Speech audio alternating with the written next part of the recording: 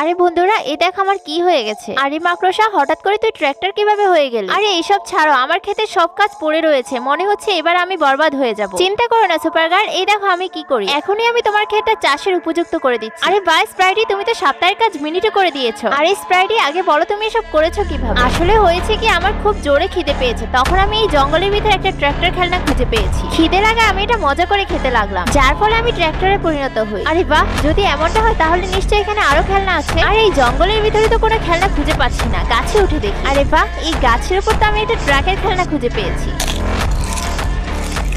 বন্ধুরা, তুমি এই ছবিগুলোর মধ্যে যে কোনো একটি ছবিকে ভালোবেসে থাকলে ভিডিওতে লাইক করে চ্যানেলটি সাবস্ক্রাইব করে দাও এবং তুমি কোন ধর্মের তা কমেন্টে জানিয়ে যেও। আরে বাহ, আমি তো একটা বিশাল ট্রাকে পরিণত হলাম। এইবার সুপারগার্ল, তোমার ক্ষেত্রে সব ধান আমি একবারে ট্রান্সফার করে দেব। আরে বাহ ভেনম, তুমিই আমার বেস্ট হিরো। আরে না সুপারগার্ল, আসল হিরো তো আমি। আরে আমি তো একটা এরোপ্লেন খুঁজে পেয়েছি, তার মানে আমি এরোপ্লেন হয়ে যাব।